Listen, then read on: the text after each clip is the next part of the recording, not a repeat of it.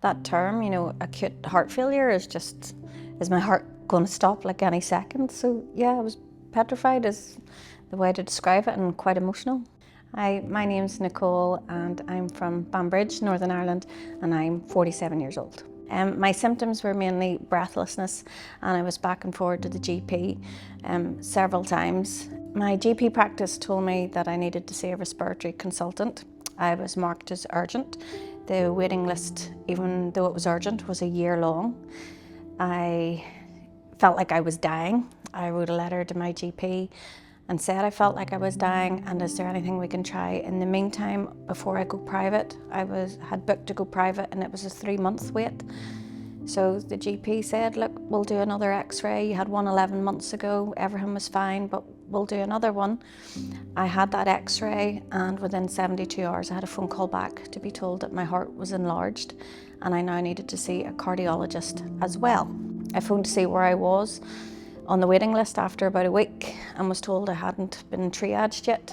So I came off the phone, was quite upset. And just shortly after that, my vision kind of went, my legs kind of turned to jelly. I just felt really peculiar. I didn't know what was wrong. I was becoming really emotional. I just wanted to go home and lie down. And my husband insisted on taking me to A&E. So I went to A&E, and when I was there, I was diagnosed with acute heart failure and dilated cardiomyopathy. Right after, whenever the consultant first said it, it was in the A&E setting, so it wasn't a very nice way to be told. And when he told me that, I looked at my husband and he looked at me and what did he just say?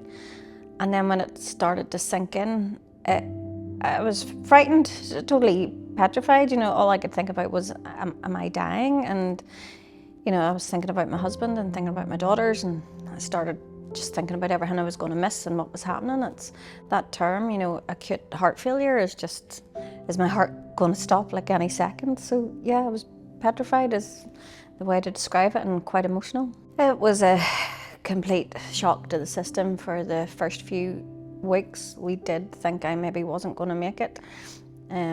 They'd even talked about transplants and things like that. So I spent a lot of weeks in hospital, but I responded really well to the medication. But then whenever I got home for several months, I was scared to do anything, but the family was scared to let me do anything. I was diagnosed January 2023, and by Christmas 2023, so my girls were acting just different, and I couldn't put my finger on what was wrong with them. And they're now 18 and 20, but they just weren't themselves. And then I asked them, what is it, what's up? And both of them on separate occasions, so they were together, they've obviously been thinking about this, said, last Christmas everything was okay, and a few weeks later we nearly lost you. And then they broke down in tears. And it's just, so even a year later, it's still having a huge impact on my daughters, and my husband as well. He tries to be strong, and he is strong, but I just know that it's always in the back of his mind, and he will tell me at times, it's just always in the back of his mind, is something going to happen? It's scary. I've been very fortunate that I responded really well to the medication. They talk about the 4 pillars that you can be on. I think I'm on 3 of them. It's the different types of tablets. But as well as that, it was cardiac rehab.